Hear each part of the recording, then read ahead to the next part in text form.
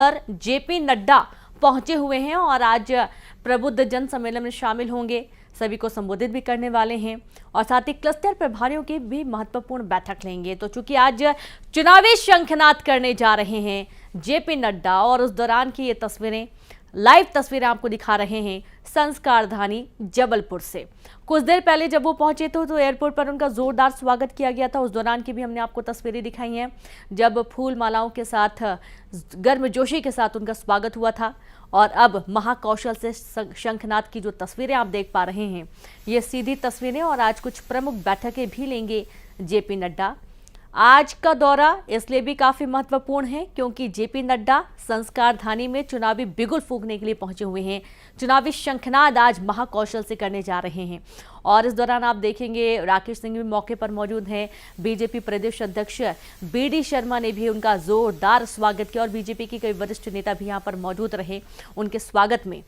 तो ये दो तस्वीरें आपको दिखा रहे हैं। जो पहली तस्वीर है वो सीधी तस्वीर इस वक्त और दूसरी तस्वीर कुछ देर पहले की है जब जेपी नड्डा पहुंचे हुए थे संस्कारधानी और उस दौरान उनका स्वागत किया गया था। उनके साथ कुछ वार्तालाप होती है और कुछ बातों पर चर्चा होती है तो आपके माध्यम से वो समाज में प्रतिबिंबित होता है, एम्प्लीफाई होता है और समाज के लोगों को उसके बारे में जानकारी मिलती है।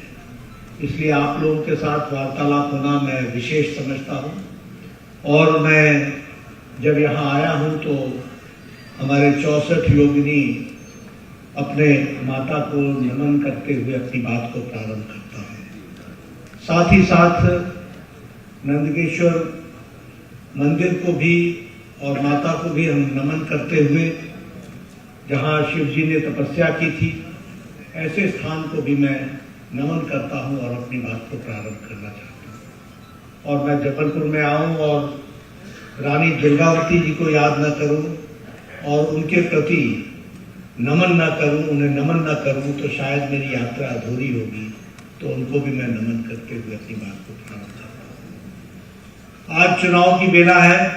आने वाले समय में आप सब लोग इस चुनाव में अपने आप का पूरा योगदान करेंगे और मैं भारतीय जनता पार्टी के एक कार्यकर्ता के नाते आपसे अपील करने के लिए आया हूं कि आप भारतीय जनता पार्टी को अपना ही समर्थन नहीं बल्कि अपने व्यक्तित्व के पूरी योग्यता को उपयोग करते हुए समाज के ज्यादा से ज्यादा लोगों का आशीर्वाद भारतीय जनता पार्टी को मिले, यह निवेदन करने के लिए मैं आया। और जब मैं ये कहता हूं तो सिर्फ कहने के लिए नहीं कहता, इसलिए कि वो मेरी पार्टी है, इसलिए नहीं कहता कि हमारी पार्टी को मजबूती मिले। मैं इसलिए कहता हूं कि आज ये समय की आवश्यकता है, ये प्रासंगिकता है, ये समय की नजाकत है, ये समय की को ध्यान में रखते हुए यह फैसला लेना एक देश के लिए आवश्यक है, ऐसा मैं मानता हूं। और मैं ही नहीं सिर्फ मानता, मुझे पूरा विश्वास है कि आप भी मानते हैं। और जब मैं ये कहता हूं कि आप भी मानते होंगे तो इसके पीछे हमें कुछ समझना चाहिए। आप लोग भी राजनीति को लंबे समय से देख रहे हैं, आप लोगों ने भी राजनीति को लंबे समय से बहुत गहराई से देखा है, समझा है, जाना है। हम कैसी राजनीति में थे और हम कैसी मानसिकता में थे? हम ऐसी मानसिकता में थे या ऐसी मानसिकता में हमें पहुंचा दिया गया था जहां हमारे जहन में बैठ गया था कि अब कुछ नहीं बदलने वाला है, ये तो ऐसे ही चलेगा, हमें कोई बदलाव देखने को नहीं मिलेगा, हमें अब इसके साथ समझौता करना है। यानी एक साधारण मानवी के मन में यह बैठ गया था कि बदलाव नामुमकिन है और परिस्थिति से समझौता करना यही यथार्थ है। लेकिन आज 10 साल के मोदी जी के नेतृत्व के बाद आज साधारण मानवी के मन में यह ध्यान में आया है कि नहीं, बदल सकता है, बदला है और आगे बढ़ बदलेंगे, इस तरीके की परिस्थिति आपके सामने। यह पॉलिटिकल चेंज है और मैं तो इसको कहता हूं कि prime minister Modi has brought a political change in the political culture. राजनीति की संस्कृति में परिवर्तन आया। अब मैं राजनीति की संस्कृति के परिवर्तन की बात करता हूं तो मैं सब लोगों को याद दिलाना चाहता हूं, पहले की पॉलिटिक्स क्या होती थी? कौन सी जाति का है, अगड़ा है, पिछड़ा है, इसको और किस जाति का समर्थन है, कौन सी वोट बैंक की राजनीति करेंगे, यानी जातिवाद प्रभावित, जातिवाद को मुख्य चुनाव जीतने का आधार मान करके राजनीति करने का तरीका। दूसरा तरीका क्या था कि परिवारवाद, डायनेस्टिक रूल्स, एक ही परिवार के लोग चले हुए, बाकी सब तालियां बजाओ, बाकी सब लगे रहो। और उसके साथ साथ हमने देखा vote bank politics, politics of appeasement. लोगों को अपीस करके, तुष्टीकरण करके राजनीति करते थे। यह राजनीति का ढर्रा था, यह राजनीति का तौर तरीका था। आज हम कह सकते हैं कि मोदी जी के आने के बाद परिवारवाद को धक्का दिखाया है, जातिवाद को समाप्त किया है, तुष्टीकरण को समाप्त किया है और विकासवाद को आगे बढ़ाया है, विकास की नई गंगा बहाई। और इसीलिए politics of development, politics of report card, politics of accountability, politics of जिसको कहते हैं proposition, politics of performance, politics of inclusiveness. उनकी पॉलिटिक्स क्या होती थी? Politics of division, politics of divisiveness. हमारी पॉलिटिक्स क्या है? पॉलिटिक्स ऑफ इंक्लूसिवनेस, सबको साथ लेकर के चलना, जस्टिस टू ऑल, सबको न्याय मिलेगा, तुष्टीकरण किसी का भी नहीं होगा, इस बात को लेकर के। और इसीलिए हमने कहा सबका साथ, सबका विकास, सबका विश्वास और सबका प्रयास, इस बात को लेकर। इसलिए प्राइम मिनिस्टर मोदी जी ने आज राजनीति की परिभाषा को बदल डाला। आज किसी को भी, हमारे विरोधी को भी आना पड़ेगा तो वो जाति की बात नहीं कर पाएगा। उसको ये कहना पड़ेगा कि हमने कौन सा काम किया है, हम कौन सा काम करेंगे, हमारी अकाउंटेबिलिटी क्या होगी, हमारी रिस्पॉन्सिबिलिटी क्या होगी। इस तरीके से हमने आगे बढ़ने का प्रयास किया। और देश की दृष्टि से अगर हम देखें तो मैं कह सकता हूं कि आज आप सब लोगों ने भी कोविड को देखा, हमने भी कोविड को देखा। ये शताब्दी में सबसे बड़ी पैंडेमिक जिसको कहते हैं त्रासदी थी, शताब्दी की। किसी को नहीं मालूम था कि क्या इलाज हो सकता है। लेकिन मैं यहां पर एक बात कहना चाहता हूं, सारे पाश्चात्य देश फैसला नहीं कर सके बिटवीन इकोनॉमी एंड ह्यूमैनिटी। मानवता जरूरी है या अर्थशास्त्र जरूरी है, इसमें वो फैसला नहीं कर पाए।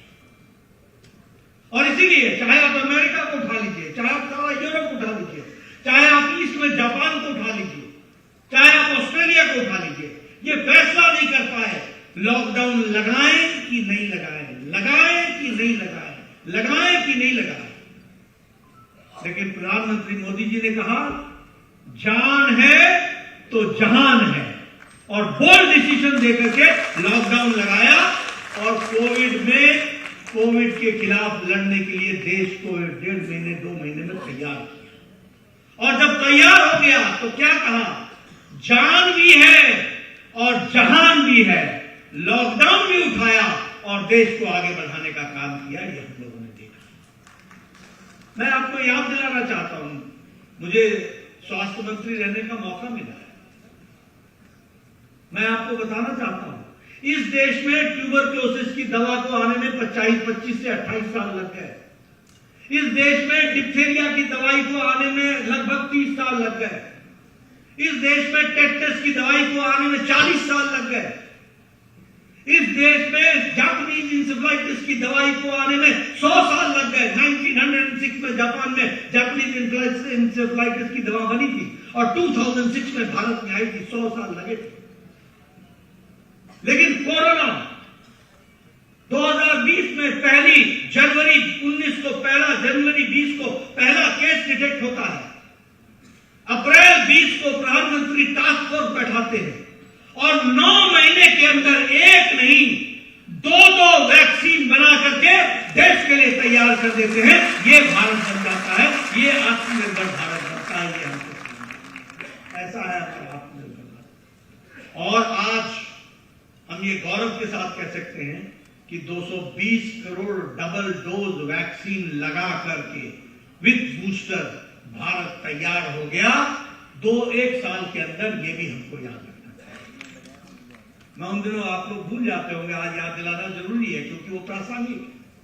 उस समय बोलते थे ये मोदी टीका है, मोदी टीका है, मत लगाओ। इसकी प्रॉपर ट्रायल नहीं हुई है और खुद लगा लेते थे, अपने लगा के आते थे। मैं पूछता था कैसा लगा मोदी टीका। यानी देखो, देश को गुमराह करना ये कांग्रेसियों की आदत, ये विपक्ष की आदत। उस समय वो मोदी टीका बोलते थे और आज मुझे खुशी है कि वैक्सीन मैत्री में प्रधानमंत्री मोदी जी ने 100 देशों को वैक्सीन पहुंचाई है और जिसमें से 48 देशों को मुफ्त में वैक्सीन पहुंचाई। ये भी हमको ध्यान रखना है। मैं दूसरी बात आपको बताना चाहता हूं। ये कोरोना की मार के बाद और यूक्रेन वॉर के बाद सारे देश की अर्थव्यवस्था अस्त व्यस्त हो गई। सभी देशों की अर्थव्यवस्था हो गई। सभी लोगों ने आर्थिक दृष्टि से मंदी और उसकी मार झेली है। लेकिन मैं आपको बड़े गौरव के साथ कह सकता हूं कि भारत एक अकेला देश है जो ब्राइट स्पॉट की तरह चमक रहा है और जिसको हम कहते हैं, इंटरनेशनल मॉनेटरी फंड भी बोलता है, India in economy is a bright spot. यानी अगर कोई उज्जवल तारा दिखता है तो वो भारत दिखता है। इसको भी हमको समझ लेना चाहिए। मॉर्गन स्टैनली बोलता है कि India is different from 2013। Bharat अलग है। 2013 का भारत और आज का भारत अलग है। मूडीज बोलते हैं कि जीडीपी ग्रोथ में भारत की ग्रोथ 2024 में 8% से ज्यादा सुनिश्चित है। ये मूडीज बोलते हैं। यानी दुनिया की इंटरनेशनल एजेंसीज आज भारत की रेटिंग कर रही है और हमारे कांग्रेसी चिल्ला रहे हैं बेरोजगारी, महंगाई, महंगाई। मैं एक बात तो जरूर कहूंगा कि वो तो बेरोजगार जरूर हो गए, वो तो जरूर बेरोजगार, लेकिन इनको कुछ समझ में आता नहीं है। उनको कोई आपसे लेना देना नहीं है। पढ़ाई लिखाई की कमी रही है, जानकारियों की कमी रही है। आप प्रबुद्ध नागरिक हैं, आपके सामने मैं रखना चाहता हूं। इन्फ्लेशन रेट के बारे में ध्यान रखिएगा। रशिया का इन्फ्लेशन रेट 6.3% है। टर्की का इन्फ्लेशन रेट 60% है, 60%। अर्जेंटीना का इन्फ्लेशन रेट 93% है। जर्मनी का इन्फ्लेशन रेट 10% है और इंडिया का इन्फ्लेशन रेट 4.6% है। ये भी आप याद रखना। और ये भी याद रखना कि यूपीए की सरकार में इन्फ्लेशन रेट कभी भी 10% से नीचे नहीं आया है। कभी नहीं आया, पूरे 10 साल में नहीं आया। ये हमको महंगाई समझा रहे हैं। अरे पढ़ लो कुछ, जान लो कुछ। और अब राजनांदगांव से बड़ी खबर है, जहां आदिवासी नेता सुरजू गिरफ्तार कर लिया।